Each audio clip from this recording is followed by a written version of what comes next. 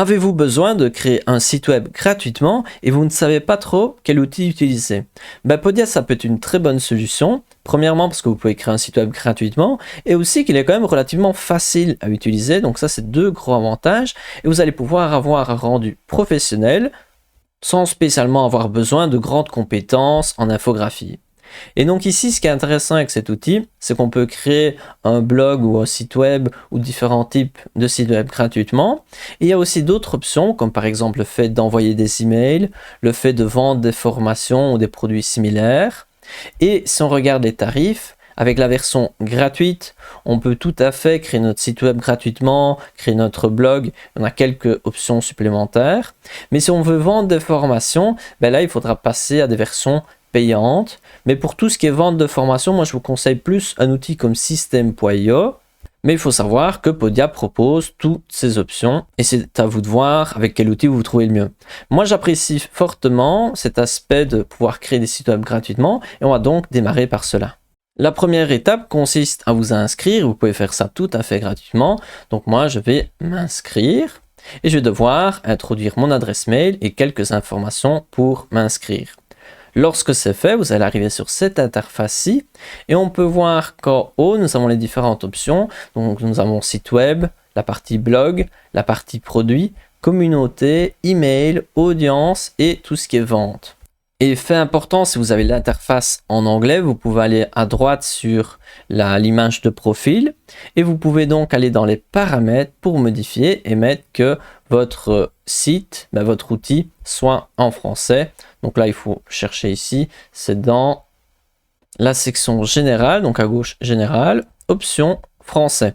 Donc, fait marquant, je ne sais pas pourquoi, lorsque c'est en français, ce n'est pas 100% en français. On peut voir qu'il y a des choses en anglais, il y a des parties en français. Donc voilà, si vous ne connaissez absolument pas l'anglais, c'est peut-être pas le meilleur outil pour vous. Après, de manière générale, c'est quand même relativement des termes familiers comme par exemple sales, mais voilà, à vous de voir. Si vraiment vous ne comprenez pas l'anglais, c'est peut-être pas le meilleur outil.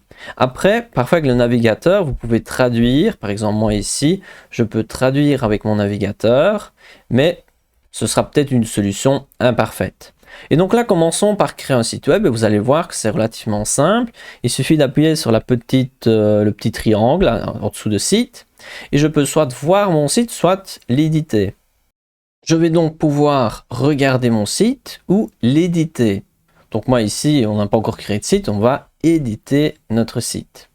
Et ensuite là, donc lorsque c'est la première fois que vous créez un site, il va falloir choisir une palette de couleurs parmi celles présentes. Imaginons ici, moi je souhaite choisir cette palette-ci. Ensuite, je descends et je vais devoir choisir quel type de site web. Soit un site complet, soit une page de lien, c'est plus ce que l'on voit pour Instagram, TikTok. Ce sont des pages très simples qui marchent très bien sur le téléphone, mais c'est vraiment des pages très basiques. Il y a un site comme Linktree qui ressemble fort si vous voulez voir un peu à quoi ça ressemble. Ensuite, vous pouvez créer ce qu'on appelle plus une page de capture. Donc c'est pour capturer des emails. Donc si vous avez besoin de capturer des emails, vous pouvez créer ce genre de site web ou sinon un site blanc. Dans mon cas, je vais choisir un site web complet et je vais cliquer sur continuer. Donc jusqu'à maintenant, on peut voir que les questions sont relativement simples. Moi, je vais mettre en français et je vais appuyer pour regarder mon site web. Ensuite, quelques secondes d'attente et notre site web sera élaboré et on va pouvoir le modifier. Regardez avec moi, on peut voir que c'est quand même tout à fait joli comme site web. Et si j'appuie sur tout en haut sur tablette, on voit l'aperçu tablette. Et si j'appuie sur mobile, on voit l'aperçu sur mobile. On peut voir que c'est quand même tout à fait sympathique et qu'on peut créer un beau petit site web gratuitement avec Podia. Ensuite, moi je vais aller tout en haut à droite pour publier. Donc après, évidemment, on va le modifier, mais c'est juste pour vous montrer. Et ensuite, je vais regarder le site et regarder avec moi. Mon site ressemble à ceci. Donc ça, c'est le site. Hop. Donc ici, j'ai mis un faux nom juste comme ça pour créer un site. Et donc, on voit ici que c'est quand même pas mal du tout. On n'a pas fait beaucoup d'efforts. Si je clique sur service, on arrive sur la page service. Si on clique sur la page à propos, on arrive sur cette page à propos. Et bien évidemment, on va pouvoir modifier tout ça. Il est maintenant temps de regarder comment modifier ce site web. Et donc moi je vais alors haut à gauche ici dans Home Page et on va voir qu'on a tout un tas d'options. Notamment si je clique sur la page About, je vais pouvoir modifier la page à propos en quelque sorte. Si je reclique tout en haut à gauche, je vais pouvoir aller par exemple sur la page Service. Ou sinon, on pourrait aussi, en revenant à gauche, choisir d'ajouter une nouvelle page et on va créer une page, par exemple la page ici c'est nouvelle page, mais on pourrait ajouter tout à fait un autre nom à cette nouvelle page et bien évidemment on va pouvoir ajouter des éléments ou sinon la page comme ça elle semble quand même fort vide. Et si on revient tout à gauche ici, on peut voir qu'à côté de chaque page, il y a une petite roulette de paramètres où on peut modifier le titre de la page, l'URL, on peut modifier la description, on peut ajouter une image. Donc voilà, on peut modifier un petit peu au niveau des paramètres. Ensuite, tout en bas, on a ici, hop, les paramètres du site où on peut modifier quelle est la page d'accueil. On sait ajouter une description à notre page, on sait ajouter une icône, on sait ajouter une image pour les réseaux sociaux. On peut ajouter ici des informations pour notre pop-up qui informe les visiteurs qu'on va utiliser des cookies. Donc c'est des traceurs de ce que les personnes, les utilisateurs vont réaliser sur le site. Ces traceurs, il faut informer les visiteurs et qu'ils doivent accepter que s'ils naviguent sur le site, ils vont être tracés. Et ça permet de mieux comprendre les performances du site. Après, les cookies servent aussi pour la sécurité. Il y a plein d'utilités différentes des cookies, il y a plein de sortes. Ou sinon, si je reclique sur le petit X, je peux refermer. Et je peux également aller dans la section juste à côté, qui est la section Design, où là on retrouve premièrement les couleurs de la page que l'on peut modifier. Imaginons on veut changer les couleurs complètement de notre site. On peut également modifier les polices d'écriture de notre site. Par exemple, on veut modifier les titres. Ou sinon, on pourrait aussi modifier peut-être les paragraphes. Donc voilà, ça on sait le changer ici. On peut également modifier un petit peu comment se présentent les images et les vidéos. Par exemple, est-ce que les coins sont courbés ou ils sont en angle droit? Voilà, on peut avoir ce genre de décision. Et on peut aussi cliquer sur structure pour ici modifier quelques informations sur la structure. Après moi, je vous conseille sincèrement de ne pas trop changer parce que sinon, ça risque d'être pire qu'avant. Ensuite, si on repasse tout en haut, on a les 3 différents aperçus ici. Donc ça, c'est quand même intéressant. Comme ça, on voit directement comment notre site va se présenter. Ici, moi, je vais remettre sur ordinateur. Et à droite, comme on a vu, on peut publier notre site web si on le souhaite. Ensuite, pour modifier les différents éléments, imaginons je clique là, contrairement à Canva, je ne saurais pas modifier directement le texte ici. Je dois aller à gauche dans cette section-ci et je vais pouvoir modifier le paragraphe ici, les titres ici, les différents liens sociaux ici. Donc voilà, c'est un peu particulier. En soi, c'est pas spécialement compliqué, c'est même relativement facile, mais c'est différent de beaucoup d'outils où il suffit de cliquer sur le texte, on va pouvoir modifier directement le texte.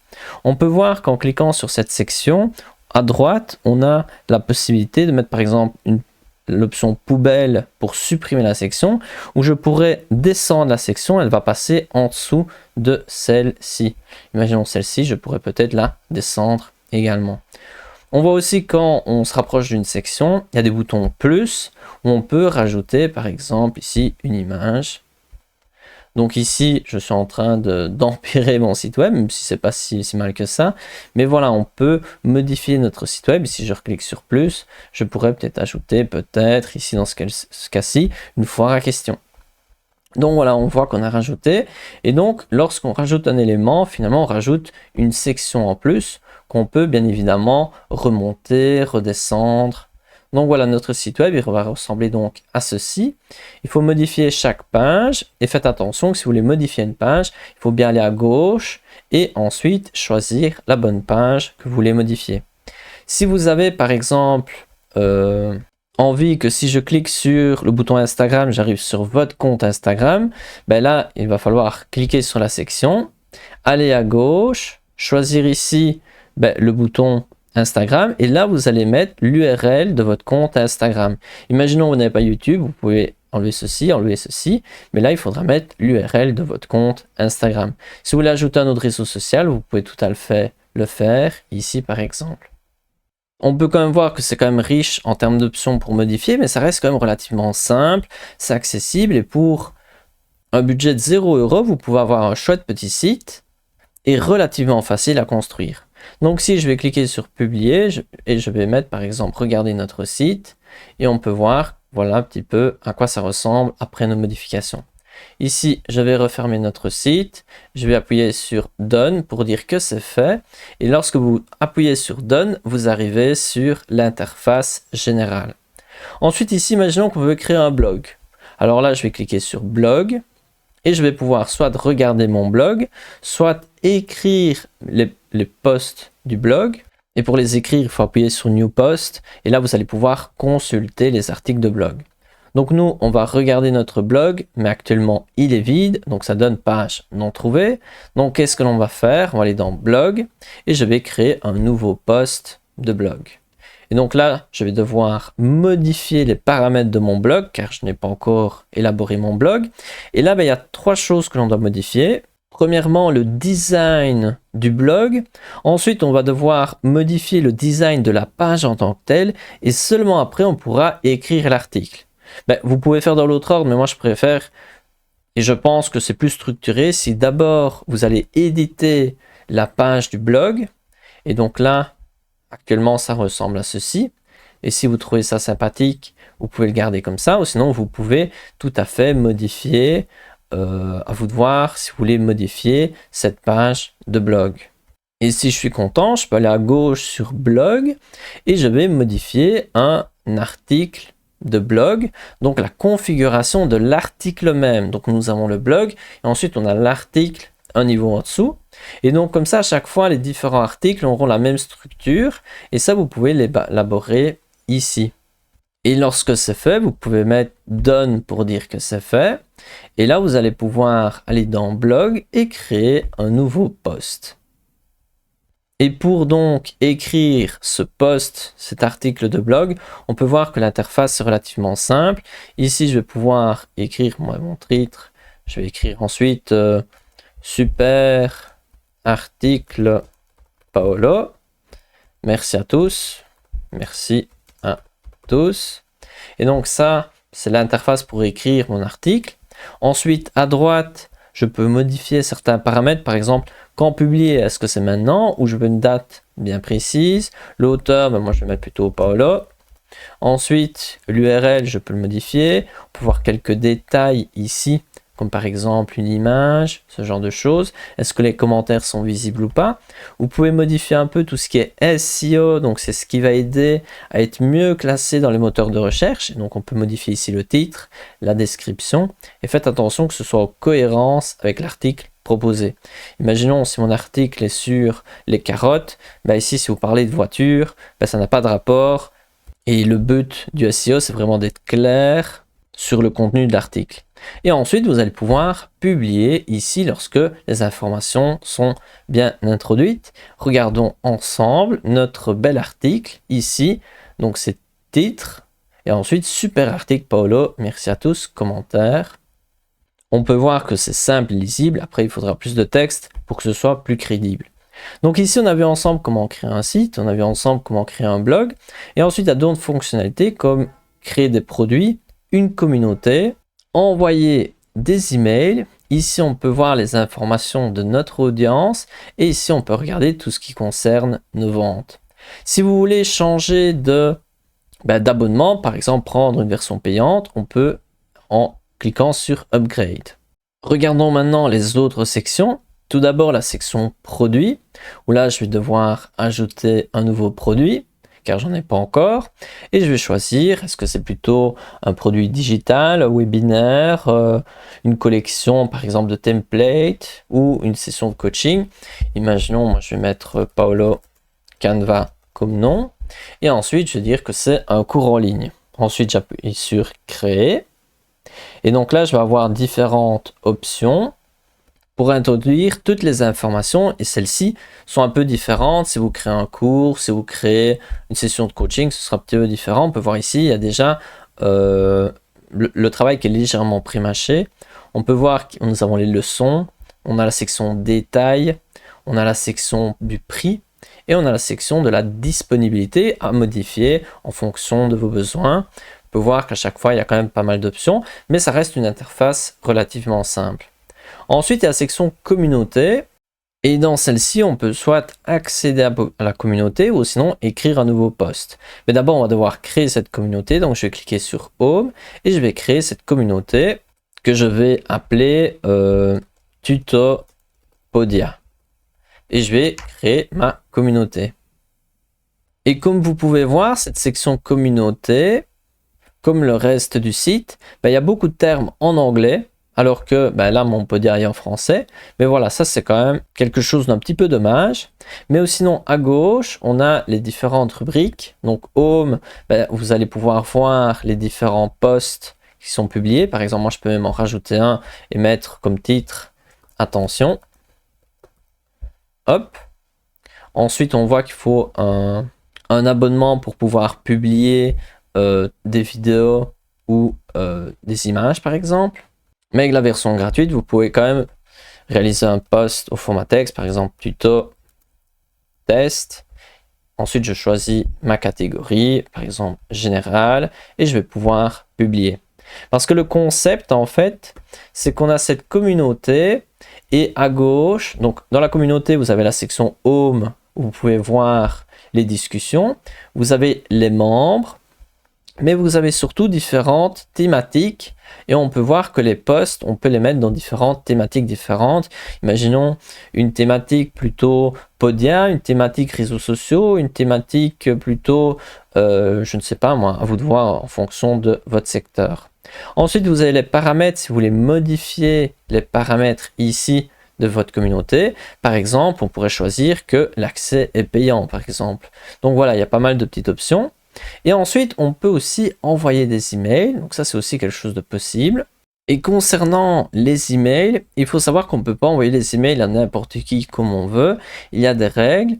Et si vous voulez envoyer des emails à tout un tas de personnes, par exemple dans le cas d'une newsletter, pas dans le cas si vous voulez demander un devis à quelqu'un, ce n'est pas du tout le même cadre. Ici, c'est tout ce qui est newsletter. Vous allez devoir avoir le consentement de la personne à qui vous allez envoyer un email.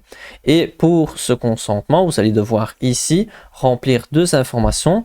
Par exemple, le texte, ici, par exemple, j'accepte de recevoir des emails marketing de l'école de design. Donc ça, c'est ce que la personne va devoir cocher pour accepter. Et ensuite, vous devez introduire votre adresse ici. Donc, je fais un exemple. Vous pouvez mettre « J'accepte de recevoir des emails marketing ». Vous ne mettez pas la suite. Et juste en dessous, vous écrivez votre adresse. Lorsque vous avez ajouté les deux informations, vous allez pouvoir maintenant créer des newsletters et des campagnes. Donc, si vous voulez, je peux vous traduire la page. Comme ça, ce sera un petit peu plus facile. Et la newsletter, il l'appelle « Diffusion ». Et les deux éléments sont assez différents. Donc ici, c'est l'interface de quand vous voulez créer une newsletter, donc un email que vous allez envoyer. Et ici, on peut voir qu'il y en a un qui est déjà créé en brouillon, mais je vais le supprimer. Vous allez voir que l'interface sera un peu différente. Je mets supprimer. Et vous allez voir maintenant que je vais pouvoir, en cliquant sur ceci, je vais pouvoir modifier mon email. Donc ici, je peux notamment ajouter le titre, par exemple, attention. Ensuite, je peux modifier le sujet. Je vais écrire sujet. Ensuite, je peux modifier le texte qui va apparaître. Je peux également voir l'adresse mail de l'expéditeur. Ensuite, je peux choisir parmi tout un tas de modèles, par exemple, celui-ci. Et je vais donc pouvoir ici modifier mon email. Et donc là, je vais cliquer sur Apply Template. Hop, il est bien choisi. Et donc maintenant, si je clique dessus, je vais pouvoir le modifier. Donc simplement, et les informations se trouvent à ma droite. Donc ici, je vais refermer ceci. Et on peut voir qu'à droite, on a toutes des infos qui vont être nos choix au design. Par exemple, l'arrière-plan, de quelle couleur il sera. La police d'écriture, quelle police d'écriture sera présente. Ce genre de choses se trouve ici. Et à la fin, vous pouvez appuyez sur, par exemple, finir plus tard. Si vous voulez finir plus tard, vous pouvez l'envoyer. Moi ici, je vais mettre finir plus tard. Et on va revenir sur l'interface qu'on avait avant. Où on voit ici qu'on a notre email qui se trouve ici. Une autre chose que l'on peut créer, c'est une campagne.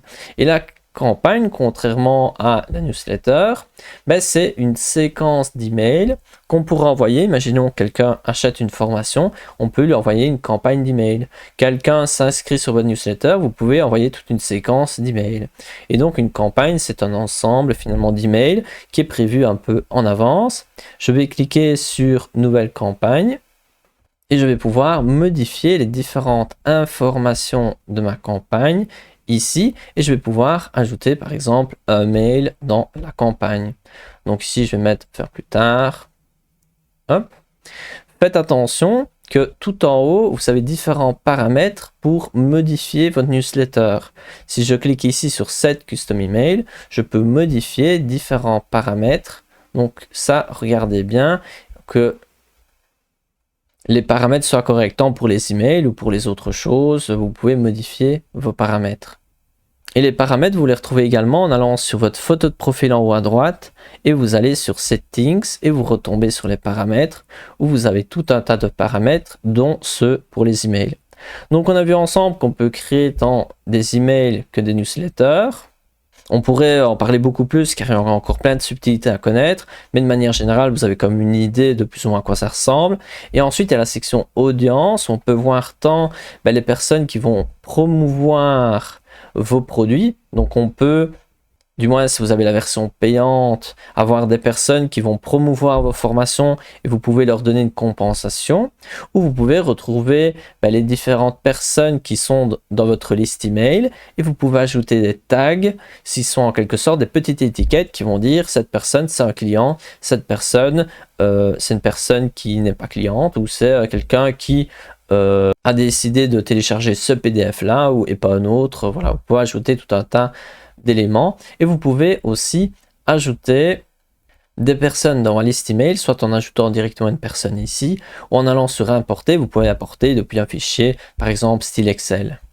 Et pour terminer l'aperçu, vous avez la section Sales, donc les ventes, où vous pouvez retrouver les différentes ventes réalisées, où vous pouvez aussi retrouver tout ce qui est coupons.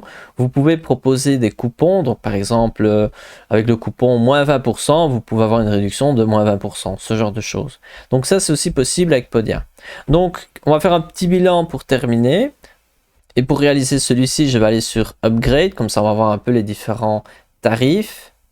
Et si on regarde ces tarifs, pour moi, ce qui est marquant, c'est que si vous voulez avoir un site web gratuit et vous voulez avoir un blog, pour moi, c'est une très bonne option car gratuitement, vous pouvez vraiment créer un beau petit site web simple. Il ne vous faudra pas tant que ça pour le réaliser et ça peut être une très bonne option. Ensuite, si vous voulez vendre des cours et tout ça, la version gratuite, premièrement, vous avez un frais de 10%, mais ensuite, vous allez être vite bloqué, vous allez devoir passer à d'autres versions, et je trouve que sincèrement, que même si c'est pas excessivement cher, je trouve qu'un outil comme System.io est meilleur pour tout ce qui est vente, et je pense que ConvertKit est également plus performant. Après, peut-être que d'autres personnes ont notre avis, mais moi, c'est mon ressenti. Après, c'est à vous de voir aussi avec quel outil vous vous trouvez le mieux. Donc voilà, pour créer un site web, moi je conseille Podia. Si vous voulez des fonctionnalités plus axées vente, System.io ou ConvertKit me semble supérieur. Donc voilà, c'est tout pour cette vidéo. N'hésitez pas à essayer l'outil, de toute façon c'est gratuit. J'ai mis un lien dans la description si vous voulez accéder à l'outil et on se retrouve à une prochaine.